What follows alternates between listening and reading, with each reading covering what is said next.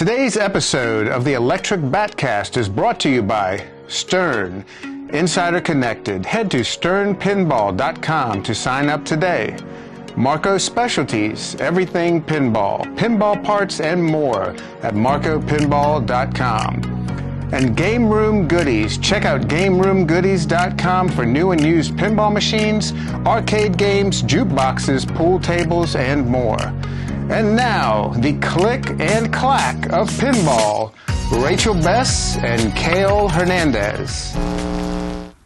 I think we are live. We're live. We're live and we're back. We missed everybody. We haven't been here in a while. We've been super busy doing all of these other things we do. Lots of them. You have a gallery show coming up. I have a museum show coming up. For the people who don't know, Rachel is also a painter. Not only do you run the coolest arcade, but you like to oil paint, and you have a gallery show coming up. So we've been busy with that. We're preparing for a morning show, a local Phoenix morning show. More about that in a soon to come episode, or keep up with our social media. But we're here. Yes. I think it's been like 4 weeks. It's been a while. Because the last show we did earnings report. And I've got more earnings and we have another today. Earnings report. This is great. People love the earnings report, and we are glad to let everybody know what's going on. Yes. First of all, before we get into that, we have what's coming up at the Bat, and I'll tell you what's coming up. Chewy is doing all of these cool, just for fun tournaments. Yeah. No whopper points, called Bats Night Out, and every Bats Night Out is a different style of tournament. Sometimes it's a split flipper. Sometimes it's a team challenge where teams of 3 go at it, and we have another one coming up August 21st. That's a Wednesday. Right, we don't know the format yet. It's a surprise. Yeah, it might be a split flipper. It might be something else. We'll have to know beforehand. We will know beforehand. And we will know. We'll put it in the Discord. Yep, we'll tell everybody about it. We'll talk about it on social media and what have you. That's August 21st. That's Wednesday. And we are excited. Not only do we have, as sponsors, not only do we have Stern Insider Connected, Game Room Goodies, and Marco Specialties, we have a new sponsor. Yes, it's Canopy. Canopy, and I don't know a whole lot about Canopy.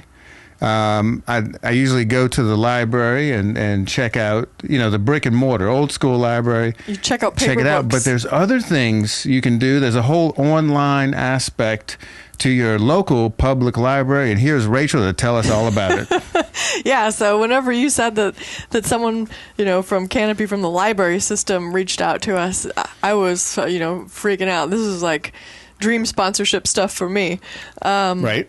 Yeah, so Canopy is the streaming service arm of the public library system. They're not in every single library, but they are in most libraries. So it's Canopy with a K, Kanopy. But basically, with your library card, you can watch streaming films, and they are they're sponsoring us specifically because they're putting the pinball movie. Was that Pinball, the Man Who Saved the Game? Is that the full title? That's the Roger Sharp movie. The Sharp family. Yeah. So that's going to be on there from September 5th through 16th. So it's like limited engagements. It's sort of like the movie theater where you can watch something for, not always. So for that bit of time, you can watch Pinball, the Man Who Saved the Game, on Canopy. You can chat about it. There's like discussion boards, live stuff. Check this out. On September 12th at 12 p.m. Eastern, there's going to be a live conversation with Roger Sharp that you can join in on. So that's free for everybody. What? Yeah. So Very cool. You can chit chat with Roger Sharp, ask him questions. The man. You can talk to the man. The number one Sharp. Right? Sorry, Josh and Zach. But you can talk to Josh in Discord. You can talk. Yeah. Go to Discord. Roger's a little bit more elusive, right? So yeah, and we'll be talking about that a little bit more. But I think it's really awesome. So you can watch a pinball movie through your public library, through the Canopy streaming service. And check it out. And how do we get there? I'll put a link in the show notes. But is there a Canopy website or? So you would search for it through your public library website. Okay. So for Phoenix Public Library for us local people, but there's through your library system. Very cool and very exciting. Thank you so much, Canopy. Yay, library. For the sponsorship. Yes. Good deal. And be sure you go to your local library and check out some books, because if you don't keep checking them out, they don't get to keep getting them. There you go. And we want them to have all kind of fantastic books. We have a ton of great questions. Yeah, I saw a lot of good ones coming through the pipes. This is going to be a quality show. Oh, I'm glad to hear it. I'm so happy everybody's here to listen. But I want to do something different. Oh, okay. I want to go into the earnings report first. Oh, I wasn't. Let's knock out the earnings report. Yeah, I like to shuffle it up a little bit. You say knock it out. It makes it sound like we got to get through it to get to the good stuff. But no. But I'm just so excited about these questions. Yeah. I want the data. Let's get right put to the it. data out there. Yeah. Okay, so first there's an asterisk: Looney Tunes and Pulp Fiction, which would have been in the top 10. Pulp Fiction had kind of a catastrophic issue. Yeah. That man, they were so great. Chicago Gaming was fantastic about shipping us some new parts right away, but we did lose some data on that. So Pulp Fiction and Looney Tunes are not included in this. Okay. Tied for number 10. Isn't that weird that you have exact same, down to the quarter? Batman 66 and Medieval Madness. Wow. 10th place. Fantastic. 9th place, 60th anniversary Bond. Ooh, okay. That fell down a little bit. Yep, but again, like all of these, in 5 through 10, they're so close together. It's kind of like basically if two people who really like those games didn't show up one weekend, then that's enough to swap places. Okay. Number 8 is Fishtails. We put Fishtails back on the floor after it's been off the floor for a good 6 months. People have been asking about it. We went over it. We fixed that. It had like a reset issue. Yeah, Shopple was working on that. Yep. We worked on some PLAYFIELD stuff. Replacing rubbers. Replacing all kinds of things. Taking off all kind of ramps so you can get to the rubbers. That was fun. We had a good time doing that. We did. It was fun to do that together. I was on one side, you're on the other. We double teamed it. Yep. We double teamed it. We Eiffel Towered the Fishtails. Yep. Attack from Mars is in 7th place.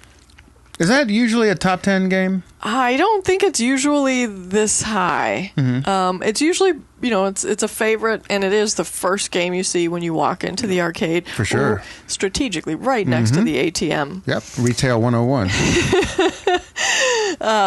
Deadpool was in number 6. Is that new? Like, there's some shakeups this month. But there was a recent a Deadpool update. Yes. It had some new. I don't know exactly what was going on. Check the README. You could get some badges. You could get badges, but they added other stuff to the code. The update wasn't the badges. Yeah. Oh, I thought that they added additional badges that you could get. It was like a limited time thing that you go in and get all of those. Well, they did, but I don't think it requires a software update for badges. Oh, I see what you're saying. You see what I'm saying? Yes. But they may have added rules that allowed you to get the badges. But Got it. More about Deadpool badges later on. But we did have people. Did have people coming in specifically to play Deadpool after that push notification 100%. came through on the Apple Watch. So I do think that's what's responsible for Deadpool really jumping up in the earnings. It jumped up by almost 50% over last month. So that's some interesting Stern Insider connected data for you. Wow. What those that is impressive. That kind of freshness will push people to, and whenever you're in the 6th position, 50% is no small chunk of change. So thank you, Stern, for doing that. Keep it up. Thank you, Deadpool team. Yeah, we thank you for helping us pay those summer electricity bills at the bat. Right. In 5th place, Black Knight. Okay. Yep. And that was game of the month last month. Oh, that was the cash game. The top game. Yes, the tournament game. And I think we have a question about that. We do. So, It's in 5th place.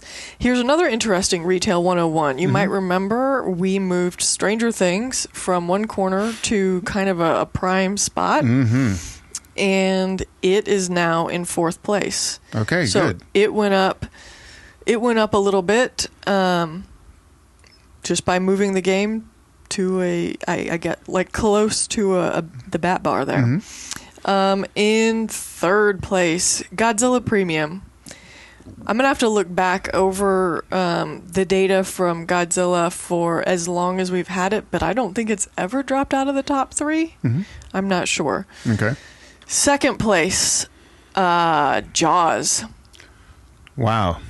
And then in the number 1 spot, John Wick. John Wick. For the 2nd month in a row. And it is a significant lead over Jaws. What's going on there? This is a combination of new game plus they're doing stuff with Insider Connected we haven't seen before. Is that what you think? I think it's the contracts that's pushing it, because every time they do that, every time a contract comes through, if we're at work, we can just kind of count down. It's going to be about 15 minutes till people start coming in. Everybody that has a job that they can get away from, if you're an Uber driver, it's like, turn off the app for a little bit. We do have a lot of Uber drivers that come through. Yes, we do. We have a lot of people that on their break, that are doing their own. They grab a stiff liquor drink and then get back on the road. No, I'm just kidding. That doesn't happen. They don't. That doesn't. They usually grab a taco. Okay. And then hit the road. Yeah. But I'm not done yet with the earnings. Oh, okay. Because we have the classics earnings as well, which was requested. So I'm just going to do the top 3 of the classics. And all 3 of these are within 10% of each other. So again, I can see that. This is a little bit of a toss-up. Playboy, Bally Playboy is in number 3. Okay. Dolly is in number 2. Dolly Parton. And 8-Ball, once again, number 1. And as far as where those are in the overall rankings, just to give you some perspective on that, it's really right in the middle, just maybe slightly below center. So they're earning roughly the same amount as Bram Stoker's Dracula, Scared Stiff, Game of Thrones. All of those games, all 6 of those games are within... they're very close to each other. Wow. So that tells you kind of where some of these classics can earn. Whenever people are always talking about getting shiny new stuff, if you have a crowd of folks that appreciates the classics, they can earn certainly ROI on that. Much it's very good. We appreciate that. Some games they did better than. All 3 of those classic games did better than Galactic Tank Force, which price drop on that, it's now only $6,400. Hit us up if you want to buy a Galactic Tank Force. They did better than Iron Man, Aerosmith, and Walking Dead. Wow. So how about that? Classics at 50 cents a play can still earn better than games that are $1 or 3 for $2. Love that. Fantastic info for you guys out there wanting to start an arcade. There you have it, data. All right. Now we are moving to the mailbag. Let's get into it. We have some great questions. I have some fantastic questions for you. Oh, okay. Are you ready? I'm ready. This is from Mike Flanagan from Discord. Okay. And if you want to check out our Discord, you can head over to our website, electricbatarcade.com, click the podcast link, and there's a link to join our Discord right there. They should do it. And then ways you can listen to the podcast, of course. That's why it's the podcast link. I just threw the Discord thing in there. Smart. Here's a question from Mike Flanagan. Okay. As an operator, do you purchase pros or premiums? While I like the bling of premiums, generally, the additional mechs I fear can cause problems in the short or long term, and players don't seem to care enough to pay a premium for a premium. He has a couple more questions, but I want to stop there. I want to circle back and double click on that one. Okay. And then we'll tackle his other ones. Okay. I know you have an opinion on this. I sure do. And I agree with you because we've talked about it before. One interesting thing on this, players don't seem to care enough to pay a premium for a premium, implying he would think you would charge more than the... I think across the board, most of the places we go to are $1 a play. Or 3 for 2. Yeah, 3 for 2. We have seen some places that have an LE, and then they'll jack the price up on that. So I think he's suggesting the same thing here. But do you purchase pros or premiums? Why or why not? And what's your opinion on all that? Both. We purchase whichever one that me and you enjoy playing the most. Right. So it's a selfish decision in that regard, but he's totally right. Players, we've never seen a difference between a pro and a premium, even whenever we have had both versions of the game earn the same. Right. So never buy, as operator pro tip, never buy a premium or an LE because you think people are going to want to play it more. That just does not that does not seem to work out that way. Right. I like pros better in most games because I think the flow of the game feels better to me. Whenever you start throwing upper play fields on stuff, it starts to get a little bit more stop and go, and sometimes that's cool in a game. But don't you think we have about 50-50 split pros versus premiums on modern Sterns? For the most part, I think so. With premium, we went with a premium on Bond, a premium on Godzilla. Elvira only came in a premium. Oh, right. So, no. I think that's it. Monsters, we have a premium. Yeah. Yeah. So a few. Mostly pros. We of course went with the Godzilla premium because the attraction of the building, falling down and the bridge, very cool stuff. But we actually bought both. Yeah, we kept the pro also. Yeah, we still have a pro and a premium for Godzilla. Avengers, we chose the pro because we definitely like gameplay on pro better. Right. And on for Bond, we went with the premium because we liked the physical lock, and the jetpack thing was kind of cool. Yeah. Got a little guy goes. Yep. Cool. We're going to keep going with Mike Flanagan's questions. Second question: for your stable of games on the floor, how many additional games do you have in reserve storage awaiting restoration? Well, if our back room was bigger, we would have more. However much of the hoard we can accommodate. Right now, I think in the back room there's maybe 10 pinball machines back there, 10 or 11. Yeah. And those are in various states. Some of them are ready to go on the floor. They're just being rotated through. Some of them need some work. So for us, we're pretty much maxed out in storage, though. So we have to sell Galactic Tank Force to make room for some new stuff to come in. Yeah, we're maxed out. Yeah. But yes, there's about 10 in the back, and what do we have on the floor? Between the two locations, probably 75 games on the floor. Yeah. There's maybe 65, right. Maybe 75, 80 pinball machines on the floor. Good deal. And the final question from Mike Flanagan. We are extremely comfortable working on Bally, Williams, Stern, and classic Bally Sterns. That said, with different manufacturers, do you get to a point where you say, I don't want to learn another system of a game? I'm thinking American Pinball as a newer company or Gottlieb System 80. Thanks. Love the podcast. If you're ever in the Houston area, we'd love to host y'all at Poison Girl Bar and Little Dipper Bar. Poison Girl sounds... That sounds cool, right? That sounds right up my alley. We have to get to Houston. Yes. And we'd probably want to line it up during the Houston Arcade Expo. Yes. And we could go... we could also go to Wormhole. Yeah, right? We need to do... We need to do all that. And what else is there? I will see you at Poison Girl Bar. Yeah, there's a bunch of good stuff going on in Houston. Sounds awesome. System, you've talked about this before. To me, I don't know, on the podcast. Very recently. Yes. In fact, so we had a chance to buy a beautiful home use only TX sector. And then I thought, man, we don't have any System 80 parts. Right. We don't have any of this stuff. And I really don't feel like... but we wanted the game. We wanted the game. So we called up Mark. Yep.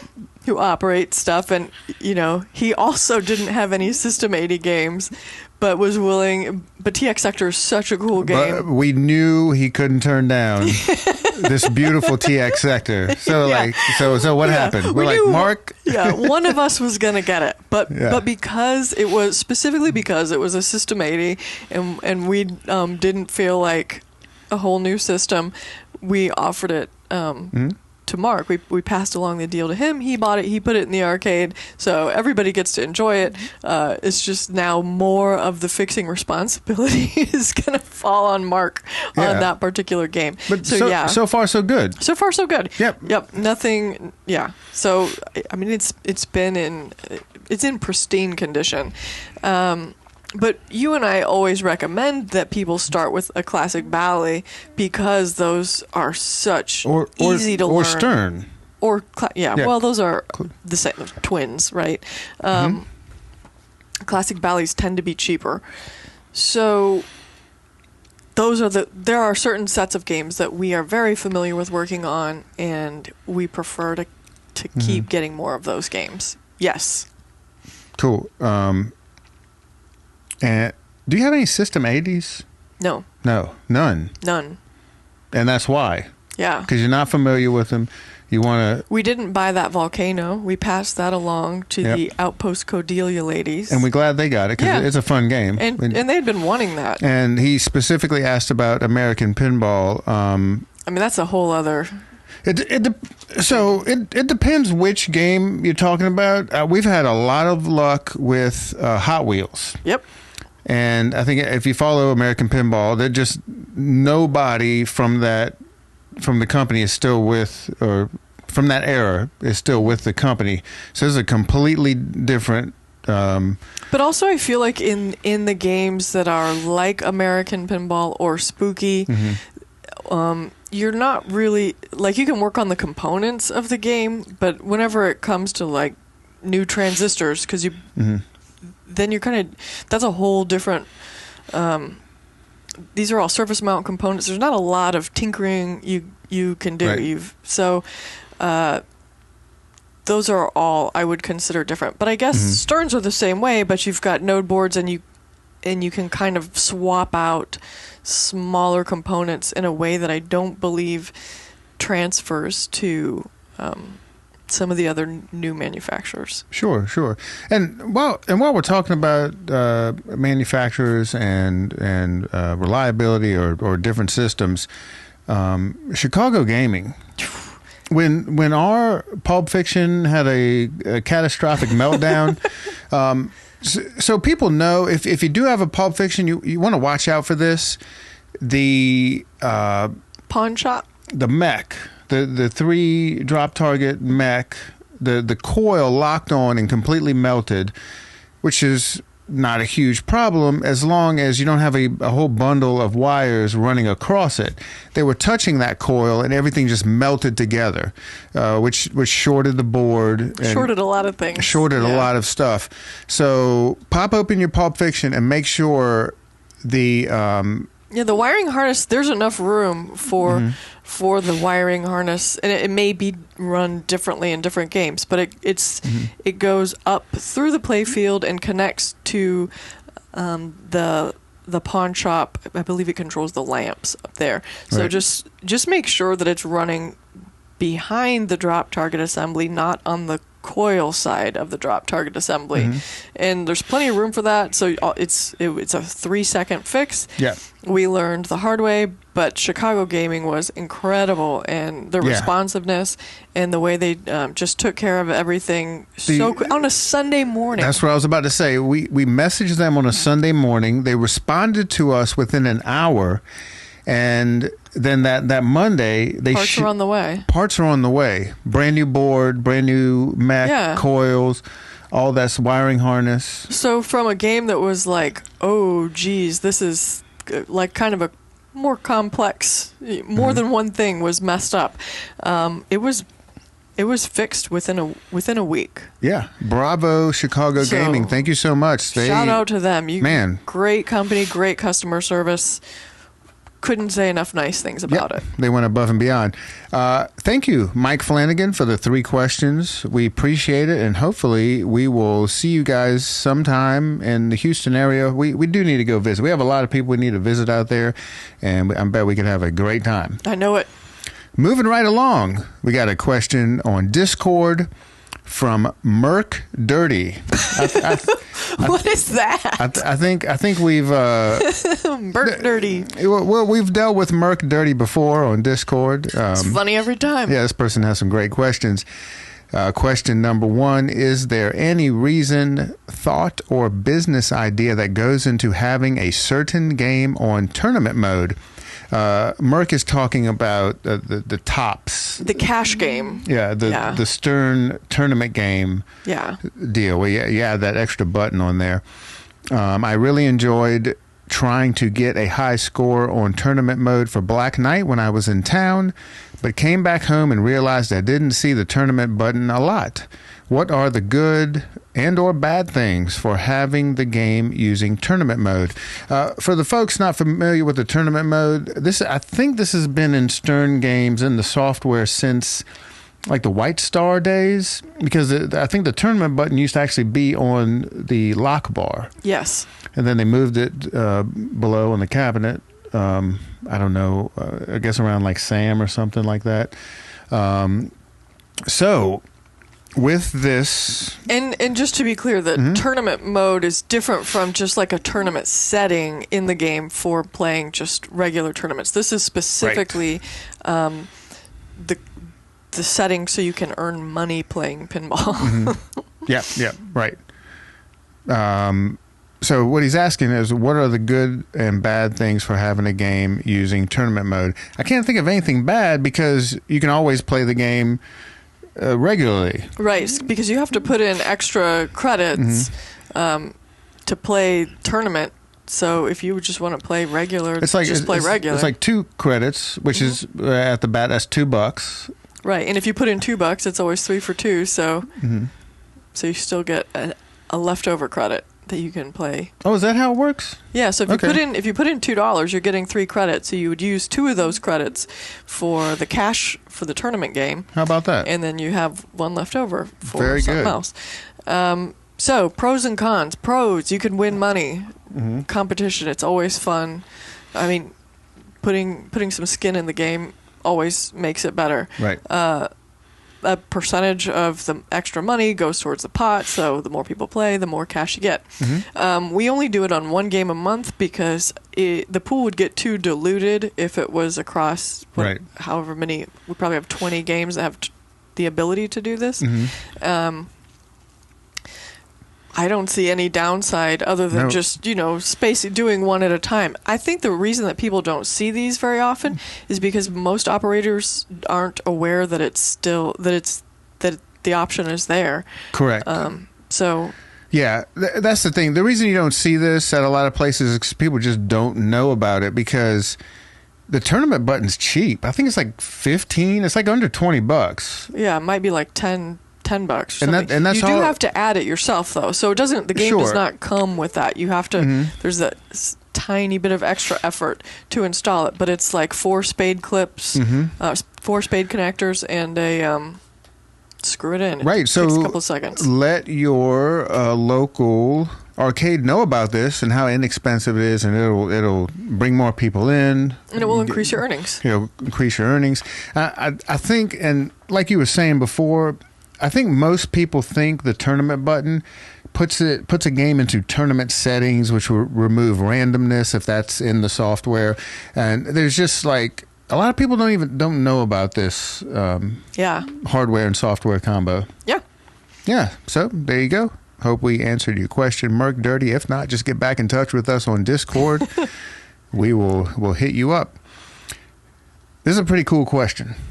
We got a question from Sniff Deluxe, also via Discord. I feel like these people are using their Reddit names. Like, there's a certain it's internet names. Yeah, internet. You remember, Yeah. Like when we did our first GeoCities email address, we've had to change that a long time ago because they were all, people use weird names on the internet. I think my ICQ, that was a number. I think mine was always like Death Girl or something like that back when I was a teenager. There were some before that. We're all grown up now. Yep. Okay. Totally now different. We have not into it at all. No. You would never know. I'm using my regular name now online. You can search Cale Hernandez.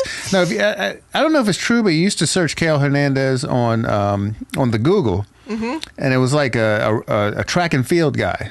Oh. It was like a high school aged, well, much older now, track and field guy who experienced a modicum of success in the track and field world, which is interesting. So Sniff Deluxe on Discord, really cool question. Here's the question. The V-Pin tables look amazing. He's talking about like the VP cabs or these virtual pinball. Virtual pinball. Is it feasible or sacrilege to have a V-Pin table among other traditional pinball tables in a barcade? Would you ever have one on site at the Electric Bat and see how popular it's received? No way. But you know what? When I was reading over this stuff, I wanted to see how much a VP cab is now. Yeah. Okay. Did you see this? I saw how much it was. I was going to get you to guess. My guess would have been less expensive than that. My guess would have been in the $6,000 range. Right. So if you actually get one from VP Cabs, it's over $8,000 for the they have different configurations. For the full size one that's shaped like a pinball machine, it's over $8,000. Even from some other distributors, they were around like 80. They weren't under 8,000, but I know you can build them yourself and buy some no-name. Weird. Yeah. It might no-name weird. What PC? Yeah, like I'm thinking of some people that we know that have bought like a one-up, cheaper versions. No, not like a one-up. Like just kind of generic versions, and they like don't work. Yes, that one was terrible. I would go with a reputable company. Brad at VP Cabs is great. Yeah, Brad's a good guy. Anyway, so we're dealing with. It seems like, and you can you could upgrade it. They had like things you could add to it, custom art and everything. So it's somewhere between $8,000 and $9,000. So that's like a price of a premium-ish. Right. Okay. Question is, would you ever have one at Electric Bat? I would not have one at Electric Bat. Right. I don't have any reason to. We have, we have a huge variety of physical games, so I don't see the attraction of adding one, a multi-cade pinball machine. Yeah. And I should say that I haven't played one in a really long time, so I don't know how the physics is now, how they feel now. I can say that when I played it before, it was like a very cool video game. Yeah. But it's not the same experience.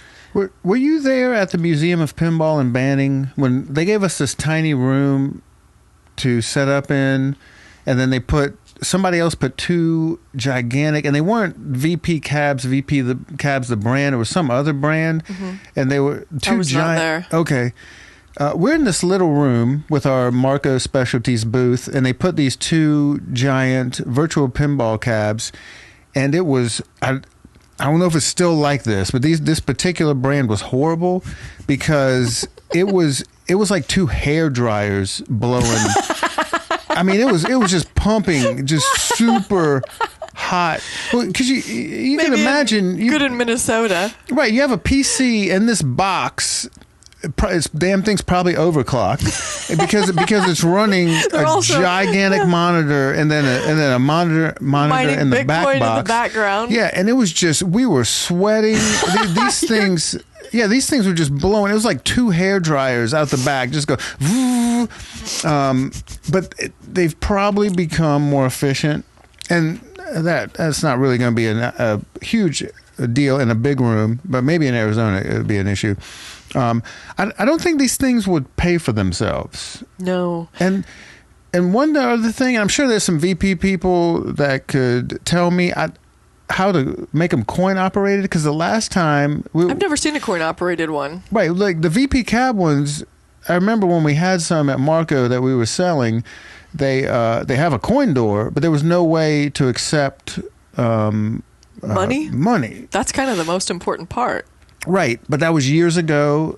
There may be a way to do it now, or it might be like a time thing. I've noticed that some video game shops, like console shops, they have. I haven't seen it in a while. You put your quarter in, and it's like 5 minutes or whatever. Hopefully, it's more than that. But anyway, but at the same time, if I went to an arcade and they had a VP pin, I'd drop some money in it to see what's going on. I don't think it's sacrilege in any way. I'm all for new things. Yeah, I would also play it. I would want to check it out. I don't know how many times I would keep playing it whenever there was real. Right. I just like physical things a lot more. Oh, for sure. Most and that's the one thing. Like, if you have one in a room with 60 pinball machines, I think people are going to try it one time and then go, "Man, I want to play like a real pinball machine." But you get to play like these fantasy tables. Like, there's some cool. We used to play Bob's Burgers. Yeah. And Fallout. Yeah, and if I lived in an apartment or a small house or something, so I'm not opposed to owning them, but I don't have a reason for us to own them. Right. Yeah. Cool. And there you have it. Sniff Deluxe, thank you for your question via Discord. Now, I think this was an IRL question. I know Roland was asking about this, and maybe some other people. Multiple people have asked if Jurassic Park earned notably less while we had the issue where it couldn't go online.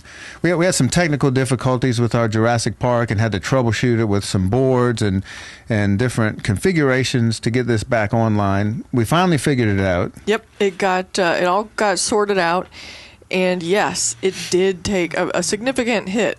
It's a little bit hard to parse out because the game itself was down for several days while we were working on some of the issues with it. And as best as I can tell, it affected the earnings. The earnings dropped by about a third. Wow. That doesn't include the part where it was down. Like, just by not having it online, when people are used to being incentivized by seeing their name on the board when they do well, and then that gets taken away from them,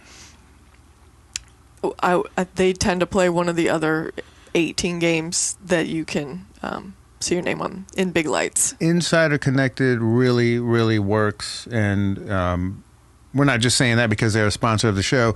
No, we were saying that beforehand. And there's tons of data. Yeah, we have the data. Data. Good deal. Next question from Frisco Pinball via Discord.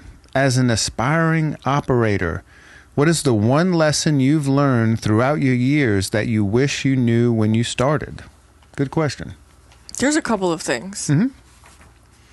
One thing that comes to mind is that I was afraid when I put games in a dive bar that my games were going to immediately be like carved up and just disrespected. Right. They still to this day haven't been. The only like Godzilla no longer has picture like the images have worn off the side by the flipper buttons there just from being played over and over and over. But people are kind to your games, and even when they're not being kind, if they get pissed off and slam their hands on the lockdown bar, which is still not right. I don't enjoy when people do that. The games can take it, right? Beer gets spilled on them by accident. It's no big deal. You've got beer seal. It doesn't mess anything up. Just to be less precious about them. Sure. Because the games are going to be fine. Then the other things is just that it's more work than you think it's going to be. Yes. Keeping the games in a condition that will make you proud to tell people that this is your spot and these are your games is a lot of work. People ask us a lot, like, "Oh, this, it must be cool to just do this," and it's great. It's very cool to do it. But me and you get to do it together, right? Because we're there 60 hours a week. Well, one thing besides the amount of time the maintenance takes. You're not going to do any maintenance if you don't have anybody playing your machines. And we knew this from the get-go just because we were involved in certain hobbies that required great marketing, whether it be an art show or live music, which I was in. We knew. Catch me at the Phoenix Art Museum this November through April. Yep. There's a little plug in there. Yep. We knew you have to hold. This goes for bars. This goes for almost anything, any small business. You have to hold events to get people to your establishment. And this is easy with pinball, because what do? Pinball tournaments. Either whether they're IFPA sanctioned or not. If it's just fun stuff, you should mix it up and probably do both. But it is so important. We've just seen it locally. The arcades that are not doing tournaments and all that stuff, they can kind of look like a ghost town some weeks. So it's very important to get started on that as soon as possible. And just constantly putting yourself out there, even though it's very uncomfortable for a lot of people, especially a lot of people in pinball. A lot of us tend to be kind of more introverted and or awkward. I'll put myself in that category for sure. And you just have to do it. It's so much. It's so important to do that, right? So don't neglect your marketing or publicity, whatever you want to call it. Right. And I'm lucky to have you. You're, I would say that you are the best in the business at all of those things. Thank you. That's sweet. Well, thank you for doing it. So if you can't do that, or find someone who can from the get-go. For sure. I think we were in a lucky situation where we were so deep in this industry for a while before we actually started running an arcade that there weren't a lot of surprises. Yeah. We were prepared. I think the only thing I wish I knew about beforehand was those cool 3D printed PLAYFIELD risers. We used those yesterday. Yeah, we used Nick. Our friend Nick made some for us with the Electric Bat logo. Man, those things are great, and they're inexpensive. And if you haven't seen them, they're like these brackets. You can get them. I'll put a link in the show notes. You can get them off Marco Specialties. But they are these risers that will hold the entire playfield out of the cabinet. Yeah. So you can work on stuff in the back. Yeah, that very helpful. It was very helpful yesterday. We were working on. I wish I knew about those before. Well, before those risers, I saw people using clamps, towels and clamps. Yeah. Like the spring clamps. And you put those on the side of the cabinet, and with towels, of course, so you don't ruin the cabinet art or anything like that. Good deal. I like that. That was fun. We were reminiscing about when we first started this thing. Thank you so much, Frisco Pinball. Now we are moving on to Williams 8696 on Discord. We got some more stuff from Discord. Question. Often on location, 90s games, especially Data East, are often dark and not well lit. It can make them difficult to play in dark rooms, particularly. Is this an issue of availability of lighting bulbs from the era, or are there other issues at play? Those games were just dark, right? They were just dark games. Because this is whenever they transitioned from not having levels, so you could use, your 44 or 47 lamps to light up the whole thing. There's not really anything obscuring that light. Yeah. So then you start layering ramps and things on top of it, and you still have the same bulb technology. And a lot of operators would drop it down from the 44 to the 47 to try and conserve power, heat, keep your inserts from cupping, all of that stuff.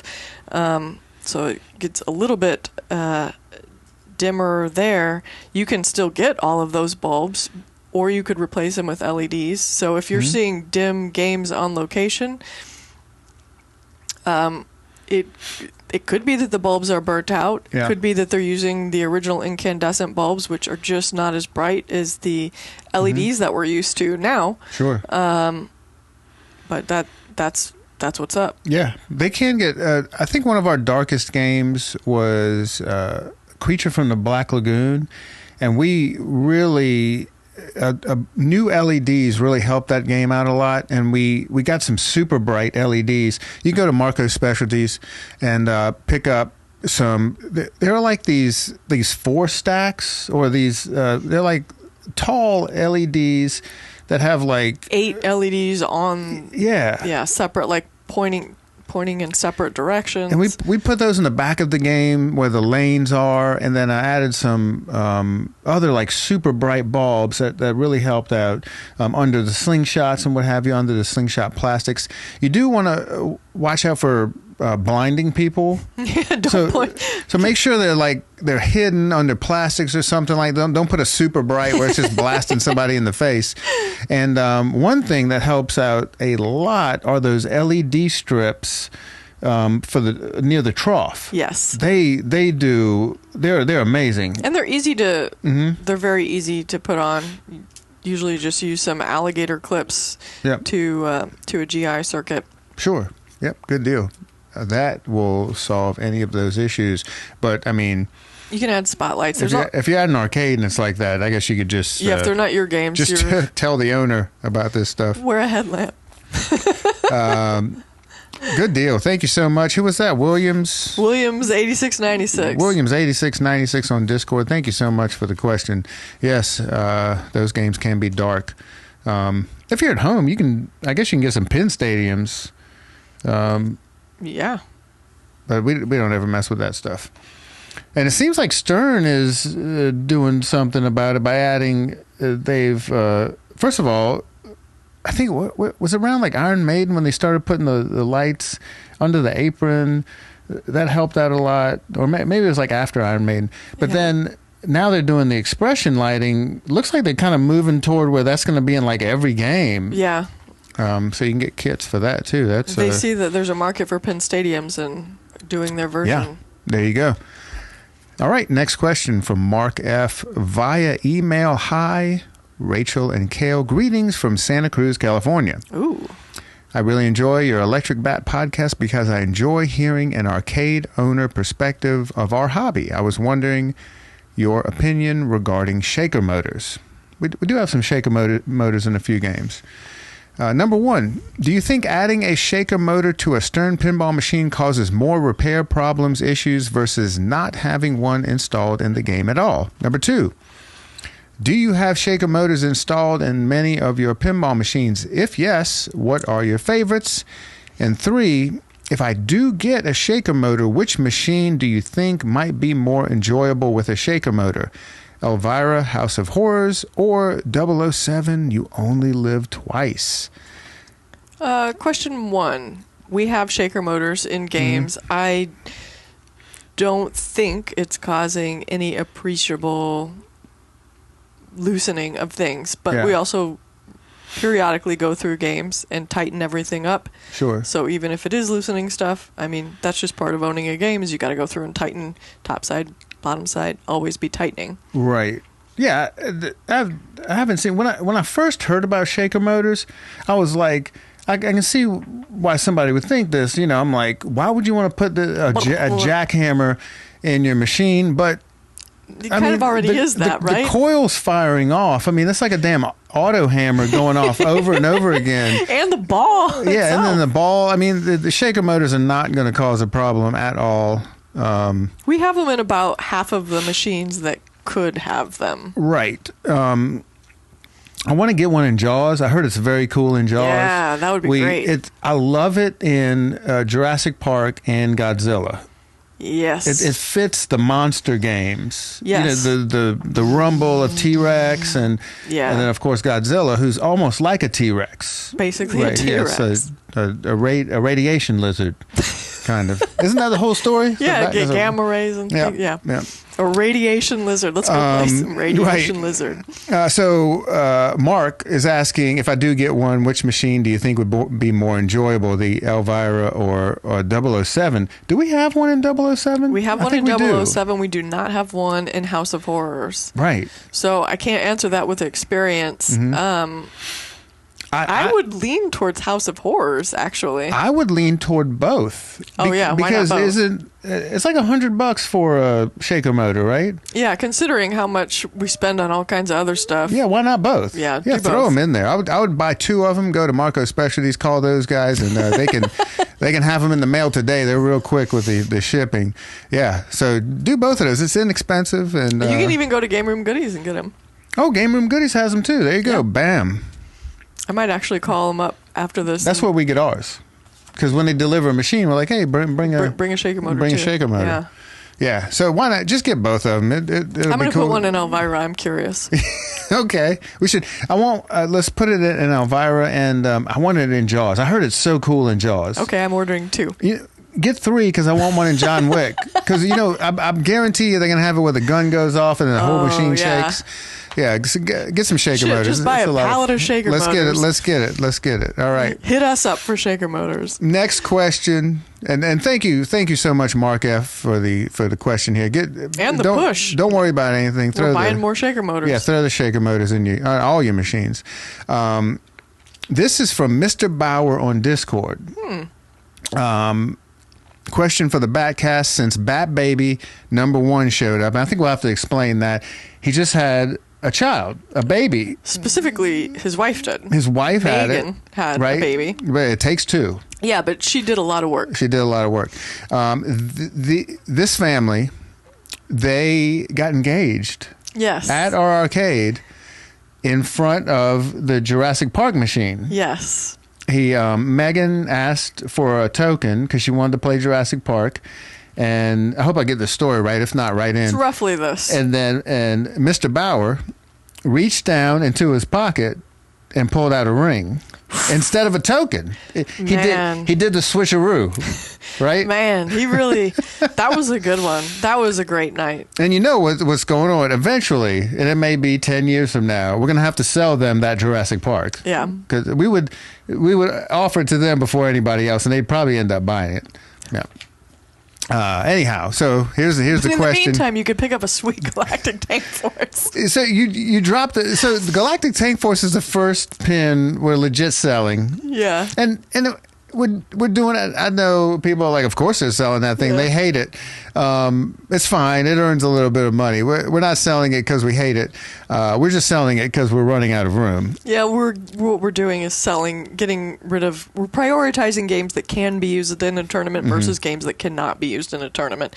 Galactic Tank Force cannot really be used in a tournament, so it gets the axe. Yep. There you go, and you can get it right now for $6,400. $6,400. And I promise you, it's the least expensive Galactic Tank Force out there. So hit us up.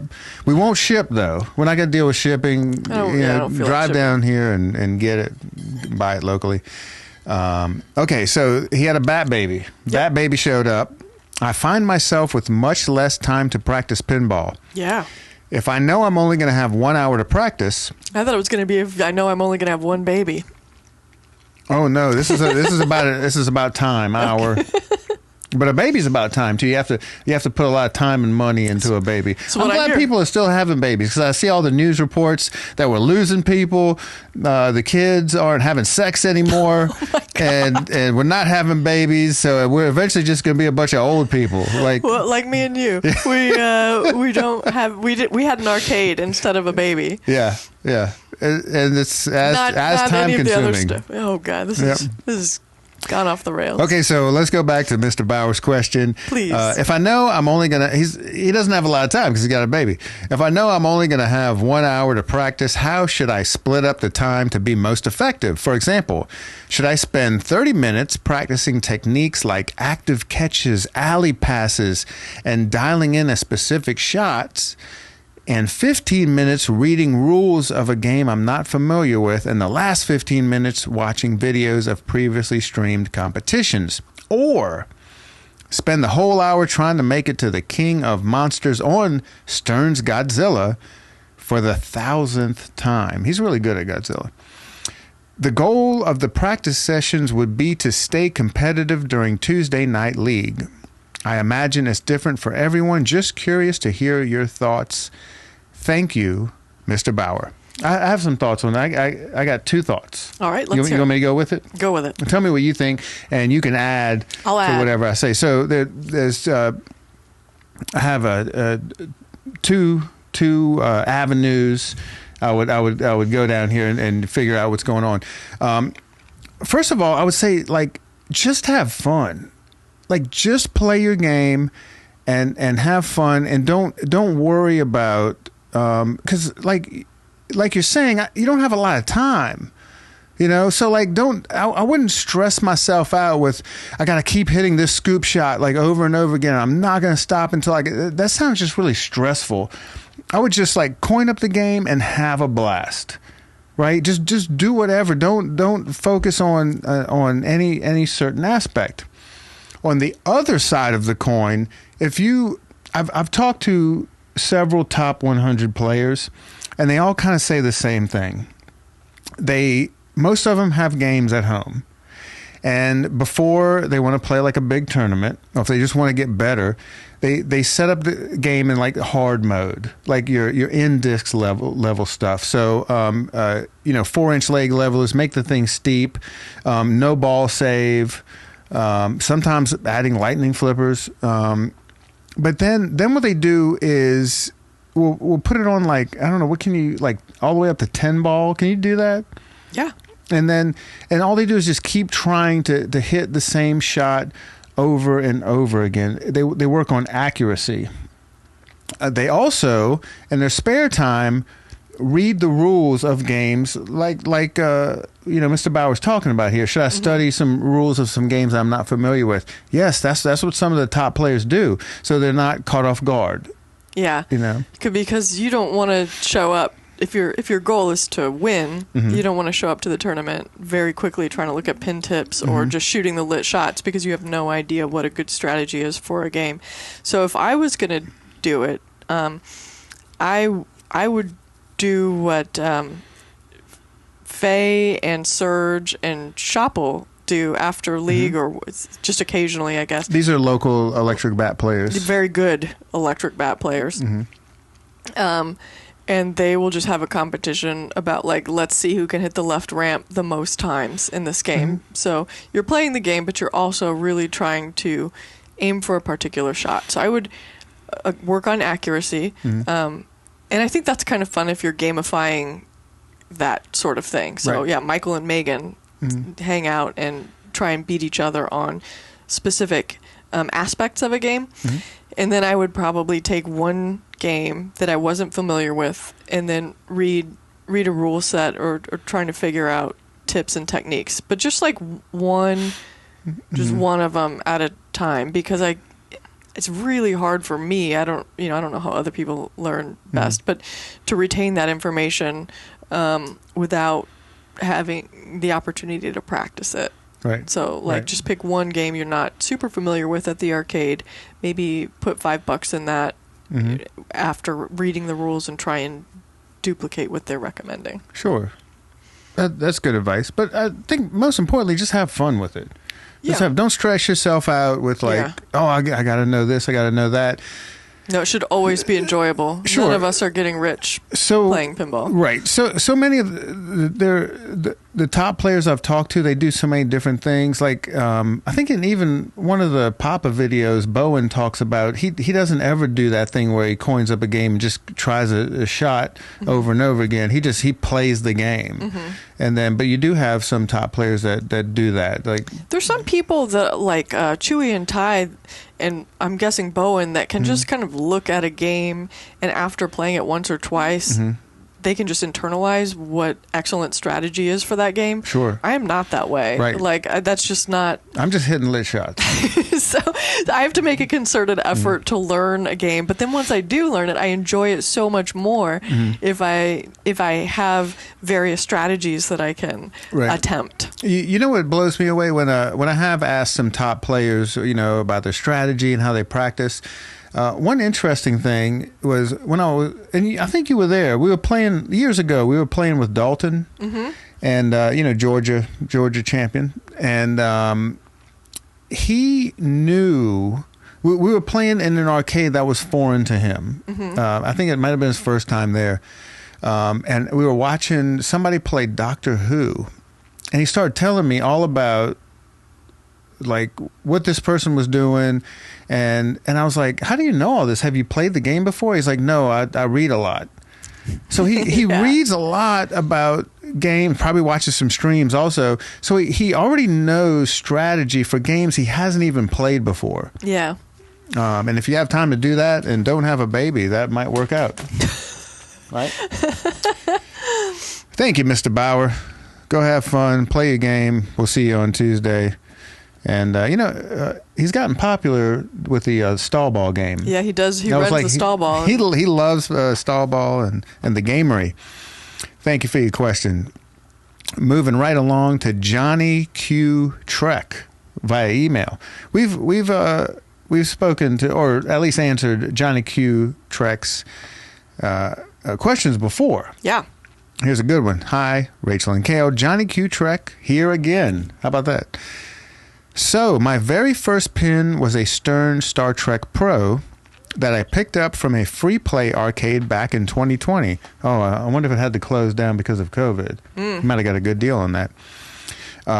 The inside of the cab was jet black and covered in what I thought was black rubber dust. But I later learned from experience it was more likely coil stop dust.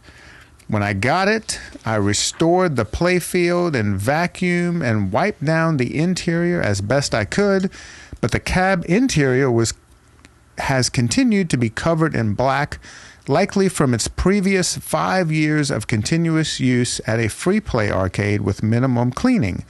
My routine vacuuming only keeps it in check, and I only recently realized that the bulb sockets under the playfield have also been collecting coil dust within as well. My question is this. What are your recommendations regarding deep cleaning the interior of the cab? Is it worth the risk of potentially damaging wiring components to disassemble everything and do a deep cleaning? Is there anything I should do to the cabinet interior besides vacuuming, or is it okay for the cab wood interior to stay practically stained black? And there you go. That's the gist of it.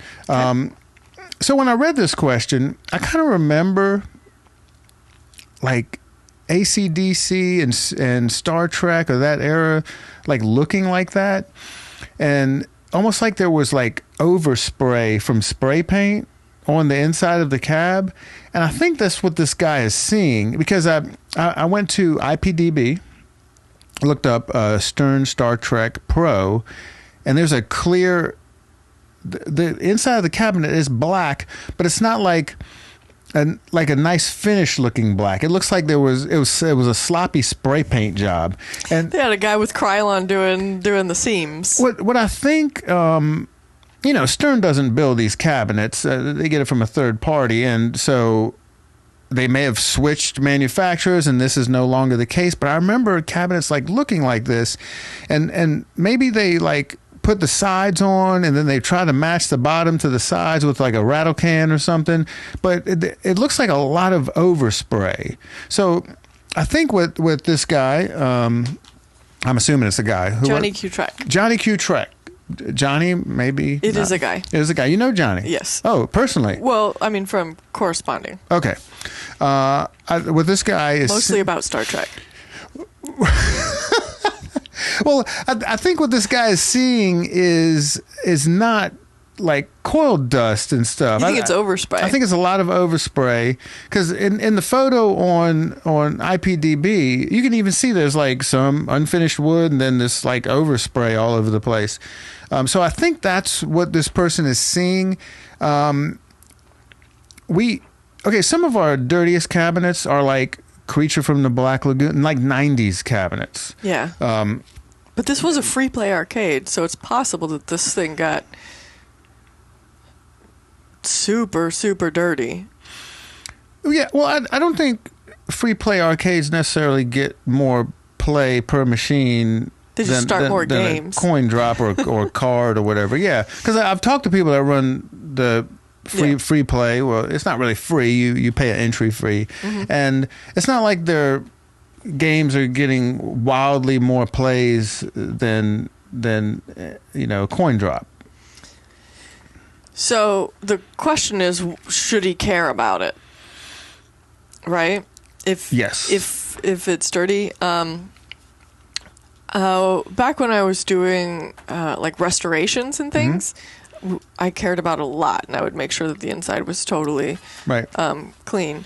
In the arcade, we don't. They're not that dirty. If I was him, I would take a microfiber cloth and clean, just wipe up all the dust. Anything that comes up, get it out of there, I guess. But I wouldn't like spend a lot of time on it. The one thing that does matter, though, is all of those inserts. If those inserts are dusty, and it sounds like they are, I take Q-tips, like some alcohol, just clean out the inside of all of those inserts from the underside of the playfield.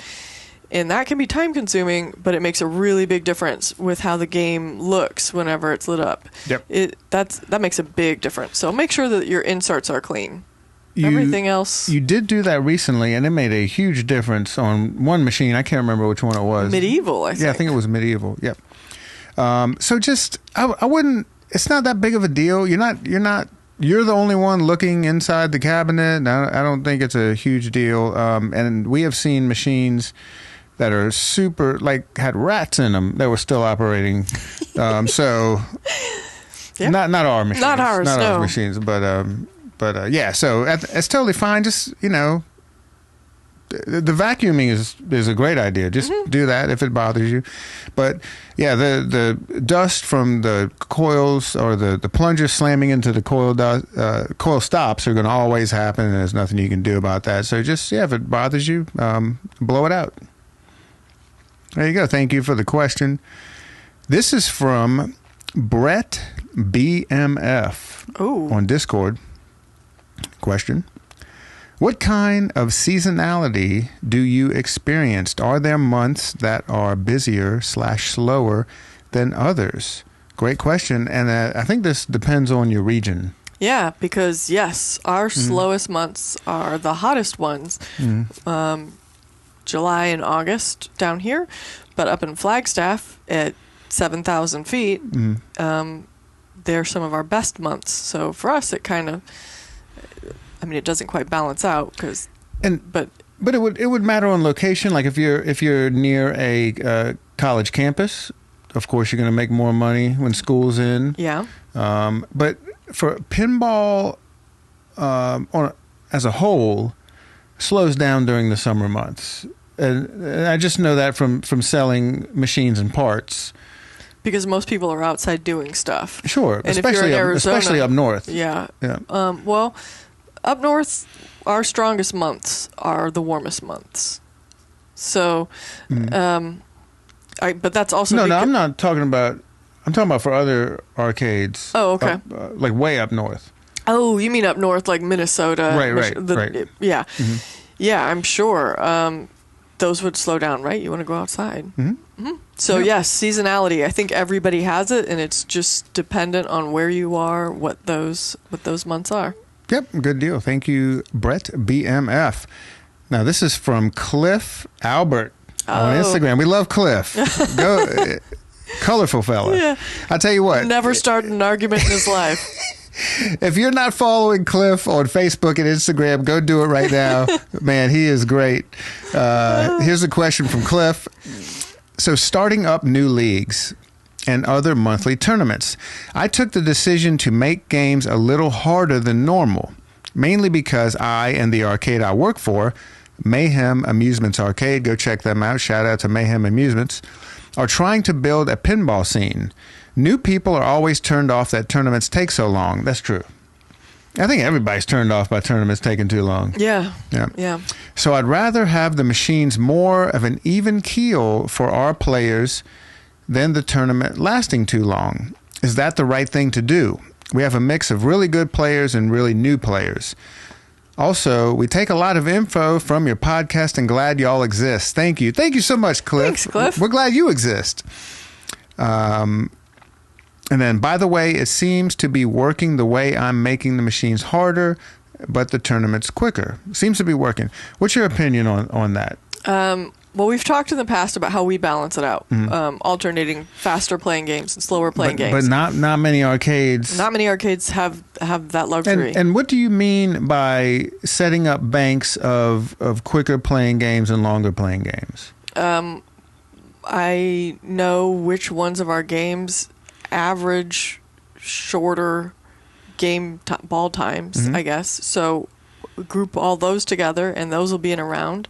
And then your longer playing games will be grouped together in a different round. So you just alternate groups of games. But yeah, most people don't have the ability to do that. So you do have to make this choice, whether you want to have kind of longer running tournaments and you have people on short playing, someone's playing Black Knight and then someone else is playing Godzilla, and that game could be 3 times as long. Right.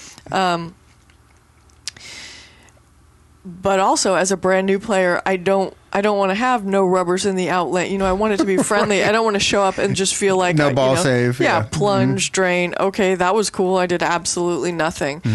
So what I would do is probably make the tournament itself shorter, meaning fewer rounds or different.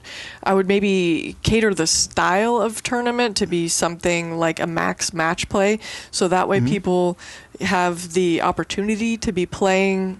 You don't want people to be sitting around and waiting for other people to play.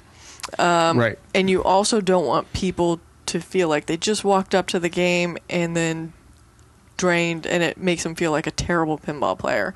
So I would do something like a max match play, have it be for a shorter duration, and maybe make the games a little bit harder if they need it. I don't know what your baseline is. Like, where are they starting at? Are they flat? Right. Are they super easy? But I would not go all the way to make them like competition level difficulty, right? Because that's hard to win new people over. And that's no fun.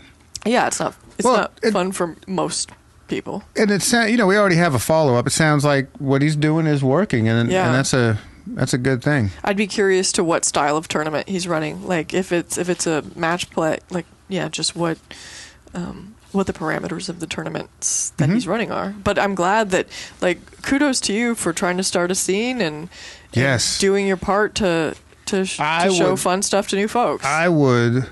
My leg's kind of cramping up here. Yeah, I see. You did a lot of jiu-jitsu this morning. You fought a lot of dudes before breakfast. Man, we had a blast. And I'm getting hungry again. I am too. Well, we don't have too much longer here. We can get you something to eat. All right. Today's show is also sponsored by Flower Child. If you want to eat healthy, check out your local Flower Child. Do you like that? You want to get that, or do you want some seafood? Hey, man, either. We'll update you. Follow us on Instagram. We'll post our lunch on the story there. Thank you so much, Cliff. We're glad you're a fan of the podcast. We're a fan of you, and keep us updated. We want to know how your tournament's going, and hopefully we can make it up there. Where is Cliff? No idea. We're going to find out. He's on the internet. That's where he is on the internet. We're going to reach out and sees a lot of pinball enthusiasts. All righty, moving right along. Gutter Ghoul. It wouldn't be an electric bat cast. That's right. Here we go. This is the grand finale. Okay. It wouldn't be an electric bat cast if we didn't have a question from Gutter Ghoul. And right now we want to thank Gutter Ghoul for hooking us up with an absolutely beautiful Simpsons pinball party. Yes. Which is in the arcade right now. Everybody's freaking out about it. Some of the newer people didn't even know there was a Simpsons pinball machine. There's actually 2. Yeah. There's a Data East one and then the Stern one. I think the Stern one is better. I think it's much better, and This is the most beautiful copy of that machine I've ever seen, and I feel really fortunate to have it. Super clean. And our buddy Wiley is all the bells and whistles. Wiley Bumtail is the one that he told us about it. Told us about it, turned it on to us. Thank you so much. Yeah, thanks. Here's a question from Gutter Ghoul. Gutter Ghoul is on Discord if you want to ask him a question. What manufacturer/games has the most frustrating engineering choices? Like an over-engineered flipper mech that doubles repair time or uses a fragile switch type for every high-impact shot. Okay, we'll tackle that first, then he has another one. Okay, well... Manufacturers with frustrating engineer choices. There's kind of there's a lot of ways this can go, right? Mm-hmm. There's some designers who make frustrating engineer choices. So right. Looking at you, Steve Ritchie, whenever I have to take off a bunch of things to get to something, that makes me shake my fist at the sky. You know who's amazing? Keith Elwin. I rarely have to take off more than the specific thing that I'm trying to access. Right. Wait, I think it's because he was an operator for so long. He really understands what it's like.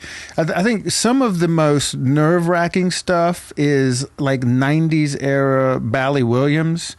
If anybody has had to re-rubber Bram Stoker's Dracula... Yeah. Oh, my God. Whitewater's also in the camp of doesn't... I think these guys were thinking they were like disposable things. Right. I think they still were disposable at that time. So you didn't... They were selling so many. They were turning them out. So, hey, who cares what the operator has to deal with? Right. And I'm really glad Stern is thinking about this more. Yeah. Other manufacturers have parts that are wearing out way too quickly or are just not up to snuff with what it's supposed to accomplish. Mm-hmm. Like the spooky servos are like the prime example of this, right? It's kind of a hobbyist servo that is it's being asked to do more than it was designed for. But my number one thing is what I feel is easily preventable, which is design your game in a way that I don't have to take off 10 things to get to one thing. Yes. Mm-hmm. So think about that when you're putting in your upper playfields. Mm-hmm. If you're putting in a secondary upper playfield, first ask yourself why. Why am I doing this? Right. Is it adding anything to the game? What do you think? You spend a lot of time under the hood. Most frustrating engineering choices. I mean, it's just like having to remove tons of ramps and other stuff just to change a rubber. Yeah. I think that's the biggest pain in the ass. Yeah. I think that's about it. Okay. Yeah, good deal. Now he has a question about tournaments.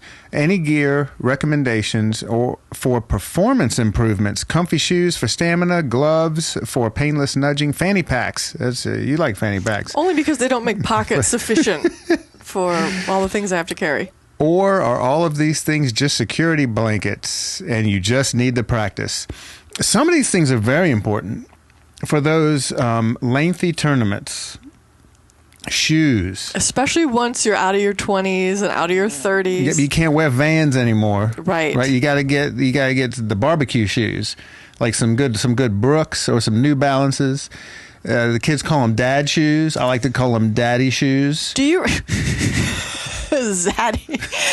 Do you remember that whenever we were still working at Marco and doing those shows, and we were on hard floors. Do you remember that I used to wear heels all day? I used to wear boots with, they were I wore cowboy boots. You wore cowboy boots, and I wore heels, and we were on concrete floors. 20-hour days on, there's 24 days, hours in a day, but I would only sleep for about 4 of those. Yes. So I was up for 20 hours. We were in our 30s. And then we very quickly into our 40s. We were something else. Yeah. Yeah, man, those were the days. Now we're in our mid to late 40s. I'm much smarter now. Mm-hmm. I can't stand as long, but I'm much smarter. So good shoes, especially if you're in one of those like District 82 or so, one of those tournaments that's like 2 days long. Yeah. Man, you have to get some great shoes with good insoles. Make sure you have wide shoes. I didn't know this until recently. They make a 4E, which is like a super wide. Yeah. So you have your standard width, and some companies make a medium. Most people are familiar with a wide shoe because you'll find those like in stock. Right. But I didn't know this, and lots of times you have to special order them. Many manufacturers make a 4E, a double wide, which is a super wide. That's what I use.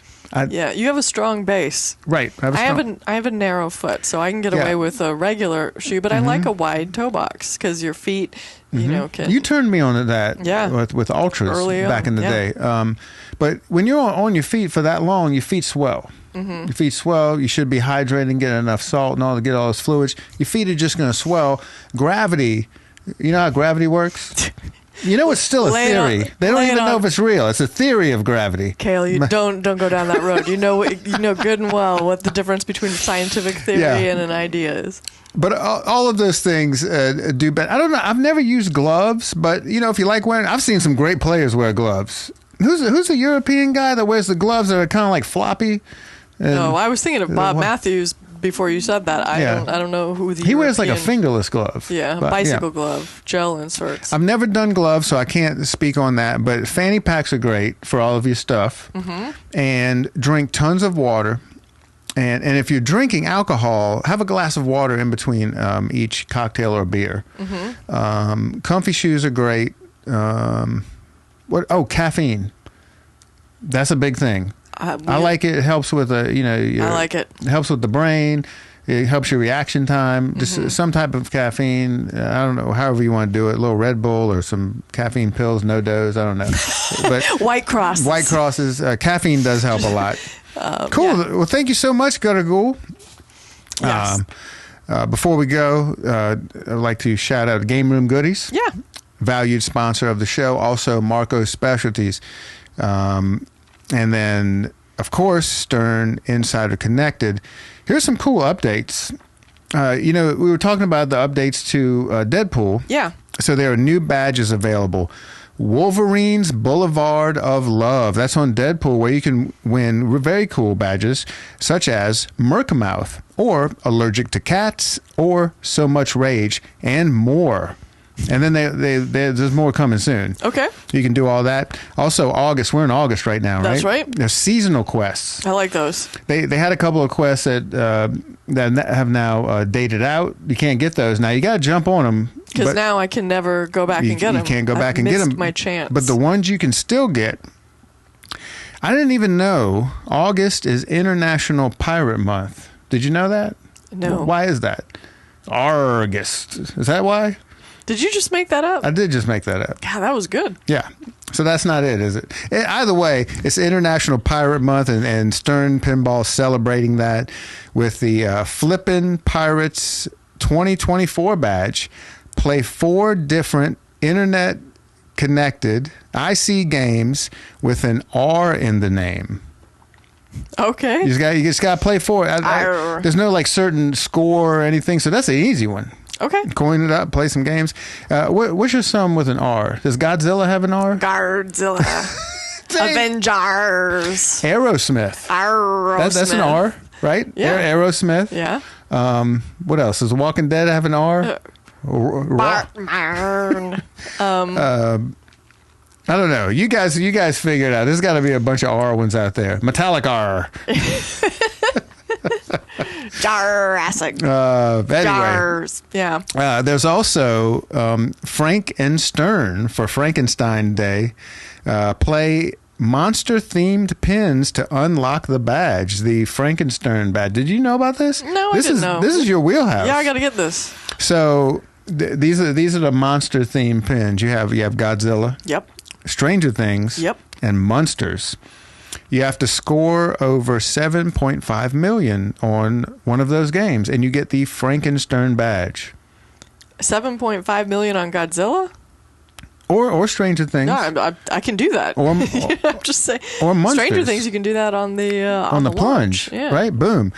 Well, we're not trying to make it hard for you. We want you to have some badges. Thank you so much, Stern, and the people at Stern Insider Connected, and we value your support. Okay, that's all I have for us. Anything else? I want to say a very special happy birthday to our good buddy Ty Bull. Ty Bull, happy birthday! His birthday's this week. His birthday is this week, and we're gonna celebrate with him soon. Yeah, soon. We're gonna have a lot of fun. Thank you all for joining us. If you have any questions for the Electric Bats, which is Rachel and myself, you can reach out to us at electricbatarcade@gmail.com. You can check us out in the Discord. If you want to join the Discord, go to electricbatarcade.com. Go to the podcast tab, and there's a link where you can join the Discord. There's also links to many different options for listening to the podcast. Yeah. And, of course, we're always on YouTube if you like to look at us while we talk. Good stuff. Thank you so much for joining us. We're glad to be back, and happy flipping. Yeah. All right, the bats are out. We're going to do the super secret bat handshake, and we'll see you guys next time. Go to your local arcade, drop some quarters, swipe cards, do whatever you do, pay the entry fee, and keep these machines out in public and operating. We'll see you guys soon. Thanks for joining us. Bye-bye.